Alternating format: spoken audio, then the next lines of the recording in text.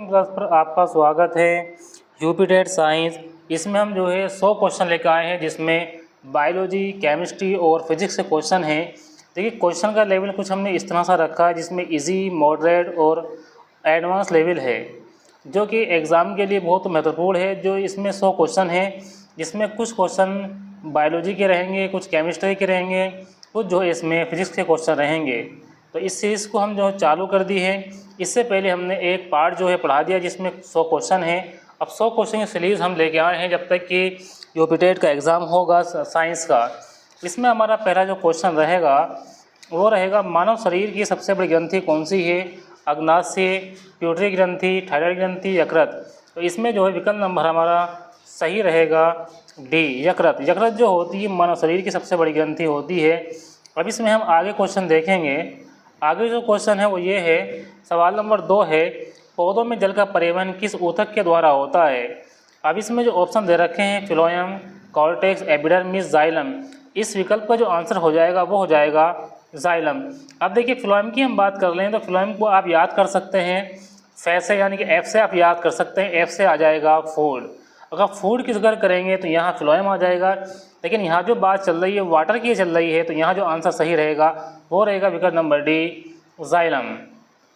अब इसमें आगे देखें, कोशिका का पावर हाउस जो है किसे कहा जाता है? राइबोसोम, केंद्रक, लाइसोसोम, माइटोकॉन्ड्रिया।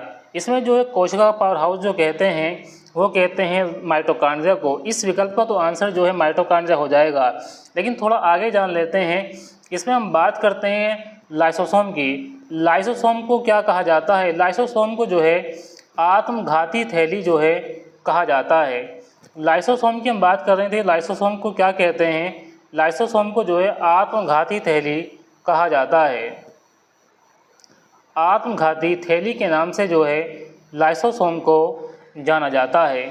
इसमें हम केंद्रक की बात कर लेते हैं। केंद्रक की खोज जो है किसने की है? तो केंद्रक की जो खोज की है वो रॉबर्ट ब्राउन ने की है। देखिए यहाँ से हमने जो है कुछ क्वेश्चन जो है बन गए हैं, लेकिन इस जो विकल्प का जो आंसर था वो था पावर हाउस की बात चल रही थी, तो इसका विकल्प नंबर जो है डी सही हो जाएगा, माइटोकॉन्ड्रिया। अब इसमें आगे सवाल देखें। सवाल नंबर ये 4 है, डीएनए की द्विकोणीय संरचना का प्रतिपादन किसने किया? डार्विन, लेमार्क, मेंडल, वाटसन एवं क्रिक। तो इस विकल्प का जो आंसर हो जाएगा वो डी हो जाएगा, वाटसन एवं क्रिक। आगे हम देखें, सवाल नंबर 5 है, प्रकाश संश्लेषण की क्रिया मुख्यतः कहाँ होती है? मूलरोम में, जाइलम में, फ्लोएम में, हरितलवक में। तो मुख्यतः जो क्रिया होती है वो होती है हरितलवक में। इसका जो विकल्प नंबर डी सही हो जाएगा। अब इसमें आगे सवाल नंबर 6 देखें, मनुष्य में गुणसूत्र की संख्या कितनी होती है? 44, 23, 46, 48। तो इसमें जो है विकल्प नंबर सही हो जाएगा। देखिए गुणसूत्र की संख्या की हम बात करते हैं तो कितनी होती है? 46 होते हैं। लेकिन जोड़ी की हम बात करते हैं, यहाँ आंसर में जो है 23 सही हो जाता है, लेकिन यहाँ गुणसूत्र की संख्या मालूम करिए तो इसमें जो है 46 हो जाएगा। तो विकल्प नंबर डी इसका सही हो जाएगा।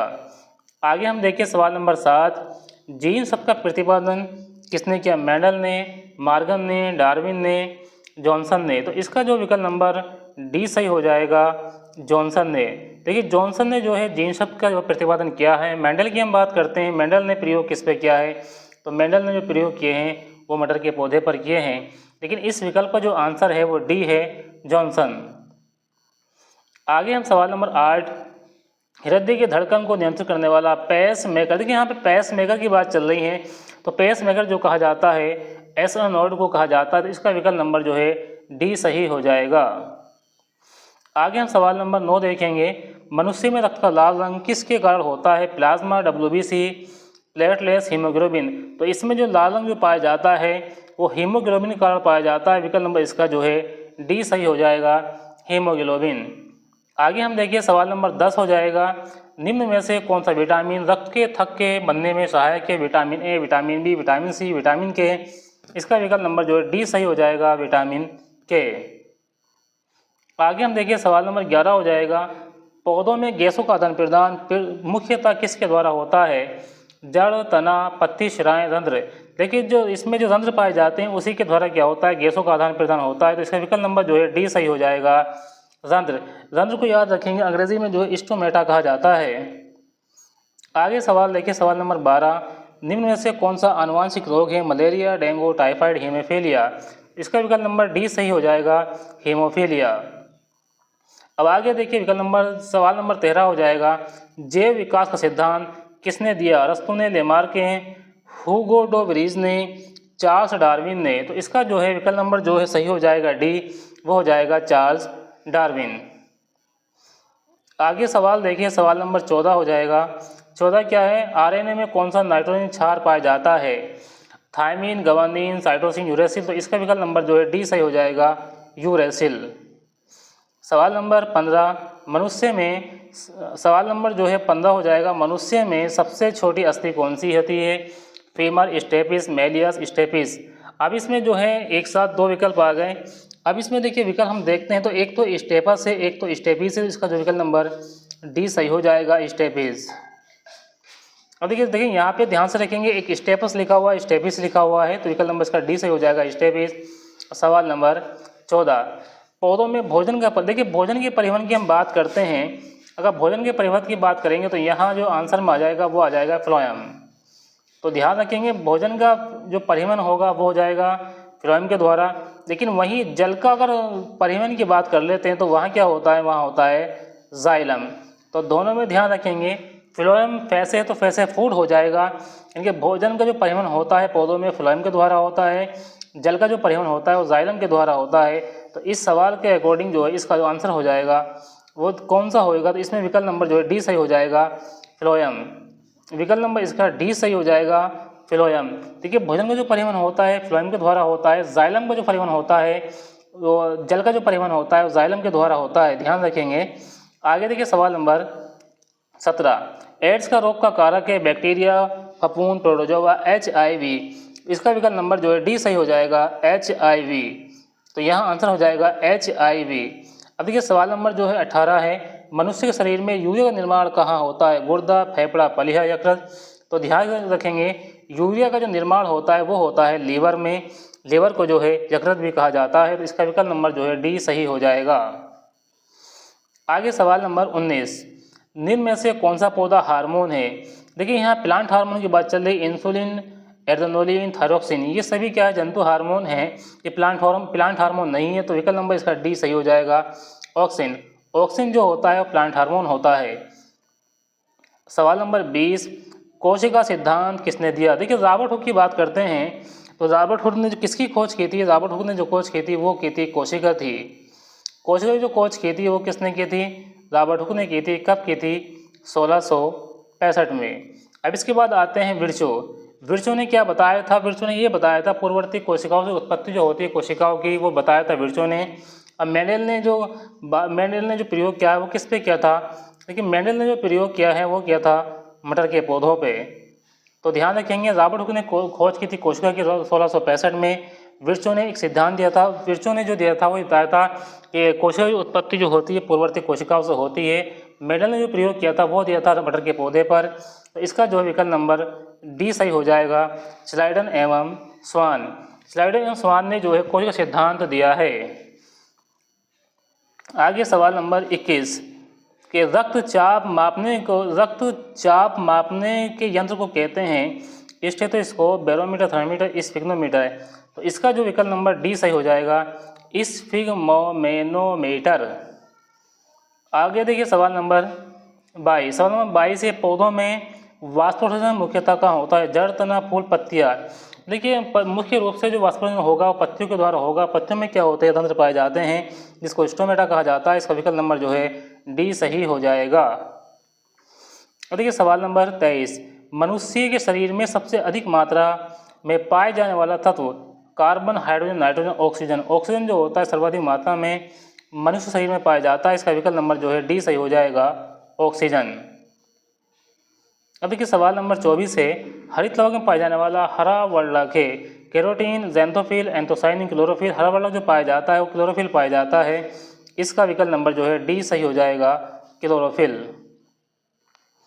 अब देखिए सवाल नंबर 25, जीवाणु की खोज किसने की? रॉबर्ट हुक ने, पास्चर ने, कोच ने, ल्यूवेनहॉक ने। तो जो बैक्टीरिया की खोज किसने की है तो वो की है ल्यूवेनहॉक ने। बैक्टीरिया की जो खोज की है वो किसने की है? लीवेनहॉक ने इसकी जो है बैक्टीरिया की खोज की है। तो इसका जो है विकल्प नंबर सही हो जाएगा डी। देखिए जीवाणु को जो है बैक्टीरिया कहा जाता है। सवाल नंबर 26 26 मानव रक्त का pH मान कितना होता है। देखिए जो मानव रक्त का जो pH मान होता है वो होता है 7.4। तो विकल्प नंबर इसका जो है डी सही हो जाएगा 7.4। सवाल नंबर 27 मेंडल ने अपना प्रयोग किस पौधे पर किया। गेहूं, मक्का, चना, मटर। तो इन्होंने जो है अपना प्रयोग जो किया था वो मटर के पौधे पर किया था। सवाल नंबर 28 पौधों में वृद्धि को नियंत्रित करने वाला हार्मोन है। Insulin, adrenaline, testosterone, gibberellin. देखिए इसमें एक ही विकल्प जो है प्लांट हार्मोन संबंधित है, वो विकल्प नंबर जो है डी है, सही हो जाएगा जिबरेलिन। आगे सवाल देखिए सवाल नंबर 29 हो जाएगा। शरीर की प्रतिरक्षा प्रणाली का प्रमुख अंग है यकृत, हृदय, फेफड़ा, थाइमस ग्रंथि। इसका विकल्प नंबर डी सही हो जाएगा थाइमस ग्रंथि। अब देखिए सुपर फास्ट रिविजन चल रहा है जो यूपी टेट के लिए बहुत इम्पोर्टेंट है, तो इस सीरीज से जो है जुड़ना ना भूलें। सवाल नंबर 30 है मनुष्य में निषेचन कहाँ होता है। गर्भाशय में, अंडाशय में, योनि में, फेलोपियन नलिका में। तो ध्यान रखेंगे इस विकल्प का आंसर डी हो जाएगा फेलोपियन नलिका। अब इसमें सवाल नंबर 31 है आनुवांशिकी के जनक कहलाते हैं डार्विन, लेमार्क, मॉर्गन, ग्रेगर जेल मेंडल। ग्रेगर जेल मेंडल को जो है आनुवांशिक का जनक कहा जाता है। इन्होंने जो है मटर पर प्रयोग किया है। सवाल नंबर 32 पौधों में जल का अवशोषण मुख्यतः किस भाग द्वारा होता है। तो जल का अवशोषण होता है तना, पत्ती, जड़शीश, मूल रोम। तो जल का अवशोषण होता है मुख्य रूप से मूल रोम के द्वारा होता है। तो विकल्प नंबर इसका डी सही हो जाएगा। सवाल नंबर 33 सबसे बड़ा श्वेत रक्त कण है लिम्फोसाइट, न्यूट्रोफिल, योसोनोफिल, मोनोसाइट। इसका विकल्प नंबर जो है डी सही हो जाएगा मोनोसाइट। सवाल नंबर 34 कोशिका का आत्मघाती थैली कहा जाता है राइबोसोम, गाल्गी गाय, माइटोकॉन्ड्रिया, लाइसोसोम। इसमें ध्यान रखेंगे माइटोकॉन्ड्रिया को जो है पावर हाउस कहा जाता है। तो ध्यान रखना है माइटोकॉन्ड्रिया को जो है पावर हाउस कहा जाता है। लेकिन इस विकल्प का जो आंसर होगा वो होगा लाइसोसोम, क्योंकि लाइसोसोम को जो है आत्मघाती थैली कहा जाता है। सवाल नंबर 35 मानव शरीर की सबसे लंबी कोशिका को है रक्त कोशिका, मांसपेशी कोशिका, उपकला कोशिका, तंत्रिका कोशिका। इसका विकल्प नंबर जो है डी हो जाएगा। सबसे लंबी जो कोशिका होती है तंत्रिका कोशिका होती है। विकल्प नंबर इसका डी सही हो जाएगा। अब देखिए यहाँ से 35 क्वेश्चन हमने जो है देख लिए हैं। अब इसमें कुछ इजी लेवल था, कुछ मॉडरेट लेवल था, कुछ एडवांस लेवल था। इस तरह से जो है हम कुछ टफ लेके चलेंगे, थोड़ा थोड़ा करके जो है हम हाई उस पर एडवांस लेवल से चलेंगे। ये टफ लेते हुए हम चलेंगे जो कि क्वेश्चन में देखने को मिलते हैं। अब यहाँ हम देखें सवाल नंबर 36 सवाल नंबर जो 36 है इसमें हम देखते हैं आवर्त सारणी में किस, देखिए यहाँ केमिस्ट्री वाला भाग शुरू हो गया है जो कि 70 तक चलेगा। 70 क्वेश्चन इस तक इसमें रहेंगे, जो 35 क्वेश्चन बायोलॉजी के लिए है, 35 क्वेश्चन इसमें केमिस्ट्री के लिए है और 30 क्वेश्चन जो है इसमें फिजिक्स के लिए है। तो सवाल नंबर 36 है, सवाल नंबर 36 में आवर्त सारणी, सवाल नंबर जो 36 है आवर्त सारणी में किस आवर्त में बाएं से दाएं जाने पर त्रिज्या का क्या प्रभाव पड़ता है। देखिए आवर्त सारणी में यानी कि बाएं से इधर से इधर की ओर चलेंगे तो क्या होगा, इसमें जो है त्रिज्या पर क्या प्रभाव पड़ेगा। तो इसका विकल्प नंबर जो है बी सही हो जाएगा, घटती है।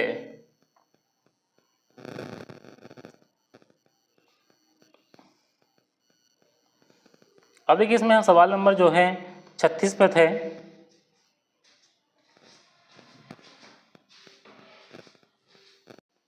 अब देखिए सवाल नंबर 36 था आवर्त सारणी में किसी आवर्त में बाएं से दाएं जाने पर परमाणु त्रिज्या का क्या प्रभाव पड़ता है। तो इसका आंसर हो जाएगा सवाल बी और घटती है।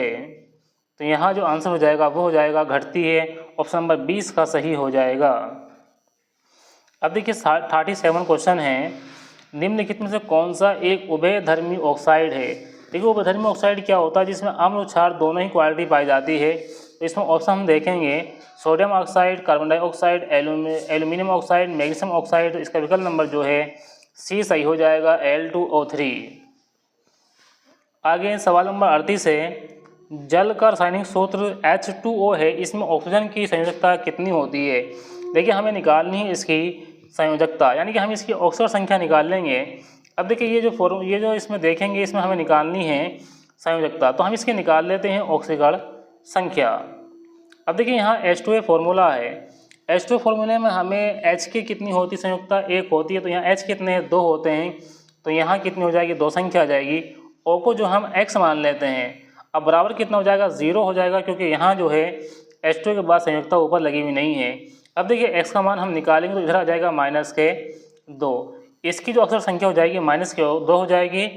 संयोजकता की बात करते हैं तो इसकी जो हो जाएगी 2 हो जाएगी। विकल्प नंबर जो है 2 वो बी में सही है, तो 20 का विकल्प जो है सही हो जाएगा। अब देखिए सवाल नंबर जो है 39 है कि निम्नलिखित में से कौन सा यौगिक कार्बनिक नहीं है, CH4, C2H5OH, CH3, COOH। अब इसमें जो विकल्प नंबर सी सही हो जाएगा, कार्बन डाइऑक्साइड, ये जो है कार्बनिक यौगिक नहीं है। अब इसका सवाल नंबर 40, अम्लों का जलीय विलयन नीले लिटमस को किस रंग में परिवर्तित करता है। अब देखिए अम्ल का जलीय विलयन की हम बात करते हैं तो किस रंग में जो है परिवर्तित करेगा, तो इसका जो विकल्प नंबर ए सही हो जाएगा, लाल। इसका विकल्प नंबर जो है ए सही हो जाएगा, लाल। अब देखिए आगे हम सवाल देखते हैं, निम्नलिखित में से सबसे अधिक अभिक्रियाशील धातु कौन सी होती है, कॉपर, सिल्वर, पोटेशियम, ऑरिक, यानी कि गोल्ड। इसमें जो विकल्प नंबर हमारा सी सही हो जाएगा, सर्वाधिक अभिक्रियाशील धातु जो है इसमें पोटेशियम हो जाएगी। सवाल नंबर 42, 17 वाले तत्व का इलेक्ट्रॉनिक विन्यास क्या होगा। देखिए 17 तत्व की हम बात करते हैं, किसका होता है, परमाणु क्रमांक क्लोरीन का होता है। इसका हम बनाएंगे इलेक्ट्रॉनिक विन्यास, तो कितना हो जाएगा, ये हो जाएगा 2 8। अब देखिए 8 हो जाएगा, 7 हो जाएगा, 8 2 10 और 7 17, तो ये 7 लास्ट में किस में आ रहा है, विकल्प नंबर ए में आ रही है, तो इसका विकल्प नंबर जो है ए सही हो जाएगा, 2 8 7। अब देखिए सवाल नंबर 43 सवाल है, निम्नलिखित में से कौन सी प्रक्रिया ऊष्माक्षेपी है। अब देखिए ऊष्माक्षेपी की हम बात करते हैं तो इसमें कौन सी प्रक्रिया हो जाएगी, ऊष्माक्षेपी की।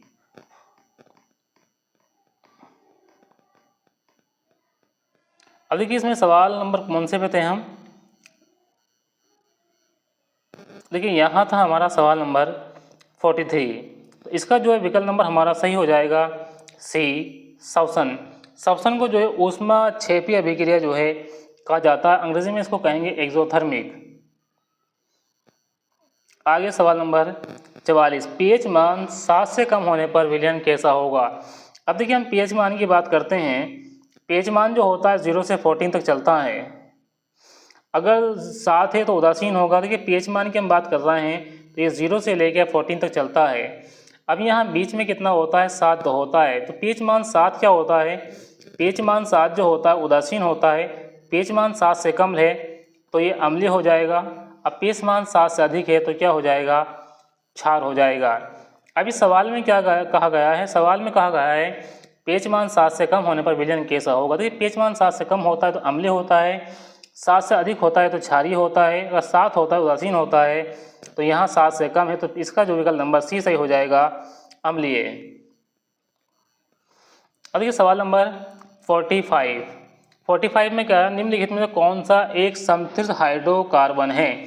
अब देखिए समृद्ध हाइड्रोकार्बन क्या होता है, जिसमें कार्बन कार्बन के बीच जो है सिंगल बॉन्ड पाए जाते हैं। अब इसमें जो है इसमें एथीन, एथेन और प्रोपेन है, तो इसका विकल्प नंबर तो सी सही हो जाएगा, एथेन। अब देखिए हम बात करते हैं इनके फॉर्मूले की, एल्केन की बात करते हैं। एल्केन का फॉर्मूला होता है C2H2N+2।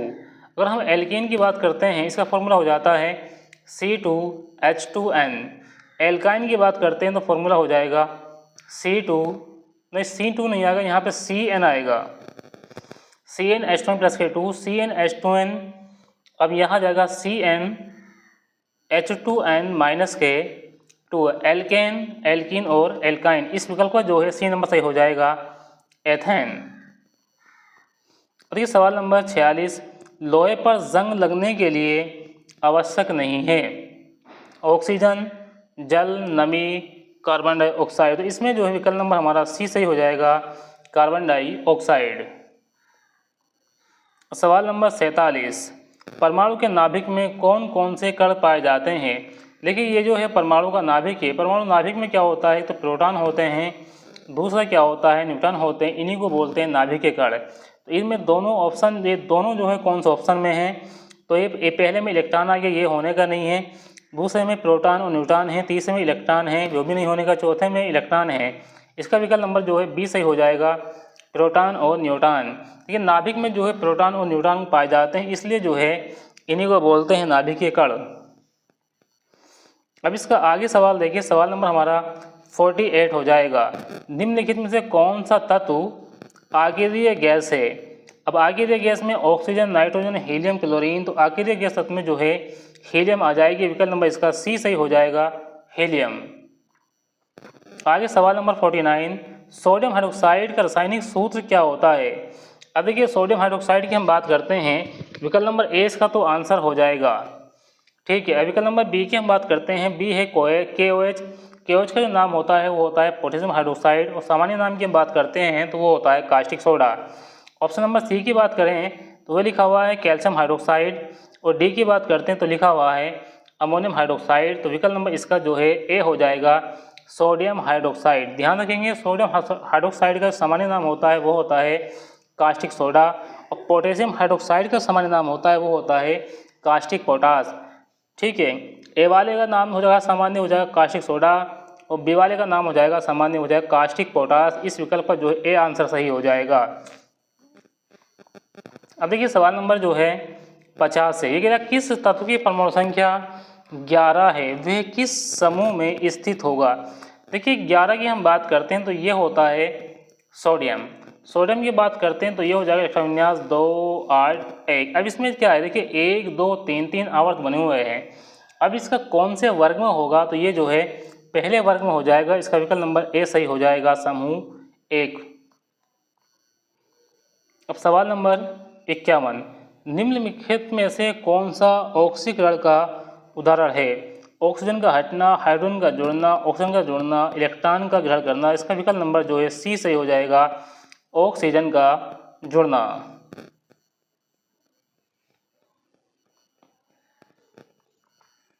अब सवाल नंबर 52, LPG का मुख्य घटक होता है मीथेन और एथेन, प्रोपेन और ब्यूटेन, एथीन और प्रोपेन, मीथेन और प्रोपेन। तो इसका देखिए विकल्प नंबर जो है वो सही हो जाएगा बी, प्रोपेन और ब्यूटेन। सवाल नंबर 53, निम्नलिखित में से कौन सा धातु का गुण नहीं है। तन्यता, आघात वर्धनता, विद्युत चालकता, भंगुरता। देखिए तीनों ही क्या है, धातु के गुण है शुरू के, लेकिन डी ऑप्शन जो है भंगुरता, ये धातु का गुण नहीं है, तो इसलिए विकल्प नंबर इसका डी सही हो जाएगा। अब देखिए सवाल नंबर 54, क्लोरीन की परमाणु संख्या 17, इसकी संयुक्ता होगी। अब देखिए इसका हम इलेक्ट्रॉन विन्यास की बात करते हैं तो ये हो जाएगा 2 8 7। अब देखिए इसके बाइकोस इलेक्ट्रॉन कितने हैं, 7 है, लेकिन ये क्या करेगा, एक इलेक्ट्रॉन जो है ग्रहण कर लेगा, जिससे क्या हो जाएगा, इसके बाह्य कोश में इलेक्ट्रॉन जो है 8 हो जाएंगे, तो इसकी संयुक्ता जो हो जाएगी वो 1 हो जाएगी। विकल्प नंबर इसका ए सही हो जाएगा। ए में एक आंसर है संयुक्ता का, तो ए इसका सही हो जाएगा। सवाल नंबर 55 देखें, निम्नलिखित में से कौन सा एक पिरबल अम्ल है।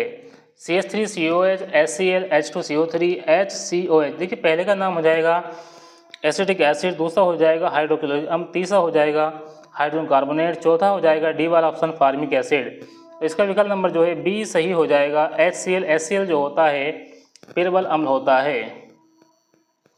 अब देखिए सवाल नंबर 56 हो जाएगा, साबुन किस प्रकार के लवण होते हैं, कैल्शियम या पोटेशियम उच्च वसीय अम्ल के लवण। इसका विकल्प नंबर जो है ए ही सही हो जाएगा। सवाल नंबर 57, निम्नलिखित में से कौन सा तत्व सर्वाधिक विद्युत ऋणात्मक है, ऑक्सीजन, क्लोरीन, फ्लोरीन, नाइट्रोजन। तो इसका विकल्प नंबर जो है सी सही हो जाएगा, फ्लोरीन। सवाल नंबर 58, जिप्सम का रासायनिक सूत्र क्या होता है। अब देखिए इसमें विकल्प नंबर जो है ए बी सी। अब देखिए ए को हम कहते हैं कैल्शियम कार्बोनेट, अब बी हो जाएगा Na2CO3 × 10H2। देखिए बी सी वाले का जो ऑप्शन होता है ये इस विकल्प का आंसर नहीं है, लेकिन ये किसका फॉर्मूला है, ये हो जाएगा आपका धावन सोडा। धावन सोडे की हम बात करते हैं तो धावन सोडे का जो फॉर्मूला हो जाएगा ये हो जाएगा Na2CO3 इंटू 10H2O। अब बी वाला जो है वो है कैल्शियम कार्बोनेट, सी वाला जो है वो कैल्शियम ऑक्साइड है। अब इसका जो विकल्प नंबर ए जो है आंसर सही हो जाएगा। CSO4 इंटू 2H2O ये फॉर्मूला हो जाएगा जिप्सम का। सवाल नंबर 59, निम्नलिखित में से कौन सी गैस अम्लीय वर्षा के लिए मुख्य उत्तरदायी है? Oxygen, nitrogen, sulphur dioxide, hydrogen. इसका विकल्प नंबर जो है सी सही हो जाएगा, SA2 यानी कि सल्फर डाइऑक्साइड। सवाल नंबर 60, किस तत्व के परमाणु में 8 प्रोटॉन हैं, उसकी परमाणु संख्या क्या होगी? अब देखिए 8 प्रोटॉन हैं तो परमाणु संख्या क्या होगी? आपने फॉर्मूला पढ़ा होगा, Z बराबर होता है E बराबर होता है P, यानी जितने परमाणु क्रमांक होंगे इतने इलेक्ट्रॉन होते हैं, इतने क्या होते हैं, प्रोटॉन होते हैं। इस फॉर्मूले के अकॉर्डिंग हम देखें इसका विकल्प नंबर जो है ए सही हो जाएगा। ए में दे रखे हैं 8। अब सवाल नंबर 61, कॉपर का रासायनिक प्रतीक क्या होता है? अब देखिए कॉपर की हम बात कर रहे हैं, पहला लिखा हुआ CO, CO की ध्यान रखेंगे C के बेस में O है तो ये तो हो जाएगा कोबाल्ट, B है कॉपर, C है क्रोमियम और D है। अब इसका जो आंसर हो जाएगा वो जो है बी हो जाएगा Cu, मतलब कॉपर। और सवाल नंबर 62, निम्नलिखित में से कौन सा पदार्थ कठोर जल को मृदु बनाता है? Bleaching powder, washing soda, baking soda, copper sulphate. इसका विकल्प नंबर जो है बी सही हो जाएगा, वॉशिंग सोडा। सवाल नंबर 63, कार्बन की परमाणु संख्या 6 है, इसका इलेक्ट्रॉन विन्यास कितना हो जाएगा? देखिए 6 इलेक्ट्रॉन विन्यास बनाएंगे क्या होगा, तो 2 और 4, 2 और 4 हमारा विकल्प नंबर ए में है तो विकल्प नंबर इसका ए सही हो जाएगा। सवाल नंबर 64 है, निम्नलिखित में से कौन सा एक अपचायक है, रिड्यूसिंग एजेंट है? Oxygen, H2O, Cl2। इसका जो विकल्प नंबर बी सही हो जाएगा, हाइड्रोजन H2। इसका ऑप्शन जो है सही हो जाएगा। सवाल नंबर 65, निम्नलिखित में से कौन सा मिश्रण है? जल, वायु, सोडियम क्लोराइड, अमोनिया। इसमें जो मिश्रण होता है वो होता है वायु में। वायु में जो है कई सारी गैसें मिली होती है तो वायु क्या हो जाएगा, मिश्रण हो जाएगा। अब सवाल नंबर 66, स्टेनलेस स्टील किसका मिश्र धातु है? तो उसमें जो है आयरन होता है, क्रोमियम होता है, निकल होती है तो विकल्प नंबर इसका ए सही हो जाएगा। ध्यान रखेंगे स्टेनलेस स्टील में जो है आयरन, क्रोमियम और निकल पाई जाती है। और सवाल नंबर 67, निम्नलिखित में से कौन सा एक एस्टर है? पहला लिखा हुआ एसिटिक अम्ल, सी वाला लिखा हुआ एल्कोहल, डी लिखा हुआ मैथेन। तो इसका एस्टर की हम बात करते हैं तो विकल्प नंबर इसका बी सही हो जाएगा, ये हो जाएगा एथिल एसीटेट। आगे हम सवाल देखते हैं। सवाल नंबर 68 है, धातु की अभिक्रियाशीलता श्रेणी में सबसे नीचे कौन सी धातु होगी? देखिए सबसे नीचे सोना, पोटेशियम, सोडियम, कैल्शियम। सबसे नीचे धातु होगी वो होगी सोना, विकल्प नंबर इसका ए सही है, यानी कि गोल्ड। इसका प्रतीक होता है Au। पोटेशियम की बात करते हैं, देखिए इसका तो आंसर हमारा जो है ए वाला ऑप्शन सही हो गया, सोना। लेकिन थोड़ा सा आगे और जान लेते हैं। पोटेशियम की हम बात करते हैं, पोटेशियम का जो प्रतीक होता है वो होता है के, कैल्शियम का प्रतीक हो जाएगा सोडियम का जो प्रतीक हो जाएगा वो हो जाएगा ये, और कैल्शियम का जो प्रतीक हो जाएगा वो हो जाएगा ये, और इस विकल्प का आंसर हो जाएगा ए। सवाल नंबर 69, निम्नलिखित में से कौन सा पदार्थ क्षारीय प्रकृति का है? नींबू का रस, सिरका, साबुन का विलयन, टमाटर का रस। अब इसमें विकल्प नंबर जो है सी सही हो जाएगा, साबुन का विलयन। सवाल नंबर 70, सवाल नंबर 70, आवर्त सारणी का आधुनिक नियम किस वैज्ञानिक ने दिया है? डोबराइनर, न्यूलैंड, मेंडलीफ, हेनरी मोसले। तो आधुनिक जो नियम दिया है मोसले ने दिया है, इसका विकल्प नंबर जो है डी सही हो जाएगा, मोसले। अब देखिए फिजिक्स चालू हो गई है। 70 के बाद 70 क्वेश्चन हमने करा दिए हैं, जिसमें 35 बायोलॉजी के थे और 35 केमिस्ट्री के थे। अब इसमें जो है आगे जो क्वेश्चन है वो 71 से स्टार्ट है, 100 पे जाके जो है ये सीरीज़ हमारी ख़त्म हो जाएगी। सवाल नंबर 71 हो जाएगा, किसी वस्तु का जड़त्व पर निर्भर करता है? वेग पर, द्रव्यमान पर, आयतन पर, घनत्व पर। तो इसका जो ऑप्शन हो जाएगा वो हो जाएगा बी, द्रव्यमान पर।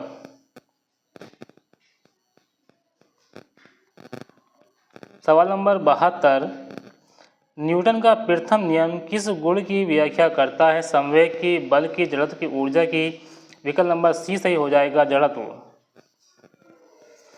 अब सवाल नंबर 73, ये कह रहा है किसी वस्तु पर, देखिए सवाल नंबर जो है 73 है, ये कह रहा है किसी वस्तु पर 20 N न्यूटन का बल लगाने पर उसमें 4 मीटर प्रति सेकंड का त्वरण उत्पन्न होता है, उस वस्तु का द्रव्यमान होगा। देखिए इसका आंसर तो आ जाएगा ए, विकल्प नंबर इसका जो है एक सही हो जाएगा, 5 किलोग्राम। लेकिन इसको हम हल कैसे करेंगे? आपने एक फॉर्मूला पढ़ा होगा, ये फॉर्मूला होता है फिजिक्स में, F बराबर ma। अब देखिए F का मान तो हो जाएगा 20, m का मान, अब देखिए हमें क्या निकालना है? m का मान निकालना है, तो m यहीं रहने देंगे। a का मान कितना हो जाएगा? 4, काट देंगे, 4 पंजे 20, तो m का मान कितना आ जाएगा? 20 किलो। m का मान कितना आ गया? 5 किलोग्राम। m का जो मान निकल कर आया है वो निकल कर आया है 5 किलोग्राम। यही क्या हो जाएगा? हमारा आंसर हो जाएगा। ठीक है, अब देखिए इस सवाल को एक बार समझ लेते हैं। तो हमने फॉर्मूला लगाया था, कौन सा? ये लगाया था हमने F बराबर ma। F का मान कितना है? 20 न्यूटन। m का मान हमें क्या करना है? निकालना है। a का मान कितना है? 4, तो 4 एकम 4, 4 पंजे 20, तो 5 यहाँ हमारा आंसर आ गया। इसका विकल्प नंबर ए हमारा सही हो जाएगा। अब सवाल नंबर 74 है, कार्य का SI मात्रक होता है वाट, जूल, न्यूटन, पास्कल। अब इसका विकल्प नंबर हमारा बी सही हो जाएगा, जूल। सवाल नंबर 75, यदि किसी वस्तु को वेग दोगुना कर दिया जाए तो उसकी ऊर्जा कितनी हो जाएगी? अब इसमें जो ऑप्शन दे रखे हैं, दोगुनी, चागुनी, आधी, 8 गुनी, इसका विकल्प नंबर जो है बी सही हो जाएगा, 4 गुनी। सवाल नंबर 76, पृथ्वी के केंद्र पर गुरुत्वाकर्षण जी का मान क्या होता है? देखिए केंद्र की हम बात करते हैं तो जी का मान देखिए याद करेंगे, तो जी का मान जो है कितना हो जाएगा? यहाँ जो है इसका मान 0 हो जाएगा। विकल्प नंबर इसका सी सही हो जाएगा। पृथ्वी के केंद्र पर गुरुत्वाकर्षण जी का मान, स्मॉल जी का मान 0 होता है। विकल्प नंबर इसका सी सही हो जाएगा। अब ये सवाल नंबर 77, ध्वनि तरंगे किस प्रकार के तरंगे हैं? विकल्प नंबर ए अनुप्रस्थ, बी विद्युत चुंबकीय, सी अनुदैर्ध्य, डी स्थिर। विकल्प नंबर जो है सी सही हो जाएगा, अनुदैर्ध्य। सवाल नंबर 78, प्रकाश का अपवर्तन किस कारण होता है? प्रकाश की चाल में परिवर्तन, प्रकाश की दिशा में परिवर्तन, माध्यम के ताप में परिवर्तन, परावर्तन के कारण। इसका जो है विकल्प हमारा हो जाएगा, कौन सा सही हो जाएगा? प्रकाश की चाल में परिवर्तन। अपवर्तन का जो कारण हो जाएगा प्रकाश की चाल में परिवर्तन। विकल्प नंबर ए इसका सही हो जाएगा। अब ये सवाल नंबर 79, निम्नलिखित में से कौन सा दर्पण वाहन के पीछे देखने के लिए प्रयुक्त किया जाता है? तो हो जाएगा उत्तल दर्पण। विकल्प नंबर इसका सी सही हो जाएगा। सवाल नंबर 80, किसी लेंस की क्षमता 2D है, इसकी फोकस दूरी क्या होगी? अब देखिए हमें फोकस दूरी निकालनी है। अब फोकस दूरी निकालने के लिए हमें क्या करना पड़ेगा? फॉर्मूला लगाना पड़ेगा। ये होता है F बराबर हो जाएगा।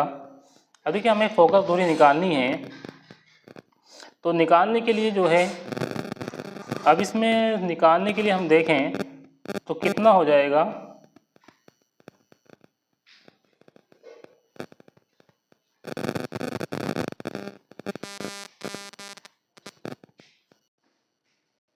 सवाल नंबर 80, किसी उत्तल लेंस की क्षमता +2D है, तो इसकी फोकस दूरी क्या होगी? अब देखिए इसके लिए हमें फॉर्मूला पता होता है, P बराबर कितना होता है? 100/F होता है। ठीक है, लेकिन यहाँ पे जो आंसर दे रखे हैं वो दे रखे हैं मीटर में, तो इसलिए हम क्या करेंगे? अब इसका हम फॉर्मूला लगाएंगे, वो लगाएंगे हम P बराबर, ये फॉर्मूला लगा देंगे P बराबर 1/F का, ये लगा देंगे हम P बराबर 1/F। हमें जो निकालनी है फोकस दूरी निकालनी है, तो F का मान तो हम इधर ले जाएंगे, तो जाएगा 1/F।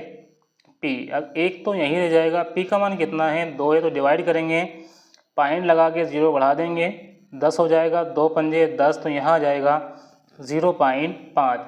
अब 0.5 जो इसका विकल्प नंबर जो है बी में है, तो इसका विकल्प नंबर जो है बी सही हो जाएगा 0.5 मीटर। अब देखिए आगे सवाल देखें, विद्युत धारा का एसआई मात्रक क्या होता है। देखिए धारा का जो मात्रक होता है वो होता है एम्पियर, तो इसका विकल्प नंबर जो है सी सही हो जाएगा एम्पियर। अब आगे हम सवाल देखते हैं, सवाल नंबर 82 है। देखिए ओम का नियम किसके बीच संबंध को स्थापित करता है। देखिए नियम होता है V बराबर जो है, V बराबर कितना होता है, V बराबर IR होता है। अब देखिए I और R बराबर कितना हो जाएगा, ये R बराबर हम इधर को लेंगे तो ये हो जाएगा V/I। तो इसमें जो है, इसमें क्या चीज़ भाग ले रहा है, विभवांतर और जो है धारा। विभवांतर और धारा इसमें केवल बी विकल्प में, तो इसका विकल्प नंबर जो है बी सही हो जाएगा विभवांतर और धारा।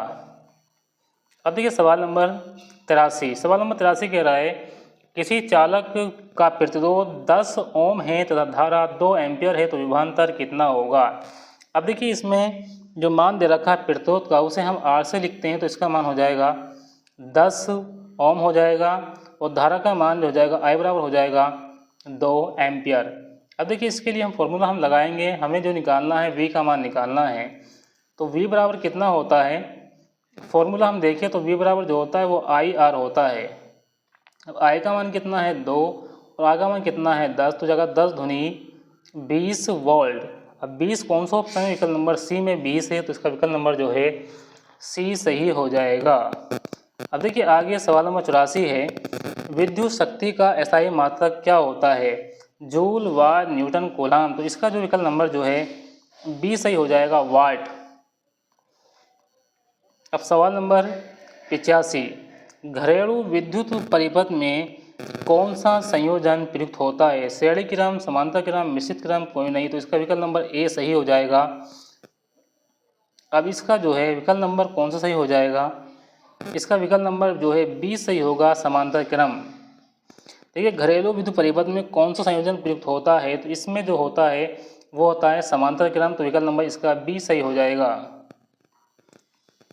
सवाल नंबर 86, विद्युत फ्यूज किस सिद्धांत पर कार्य करता है, तो ये करता है ऊष्मीय प्रभाव कर, विकल्प नंबर इसका बी सही हो जाएगा ऊष्मीय प्रभाव।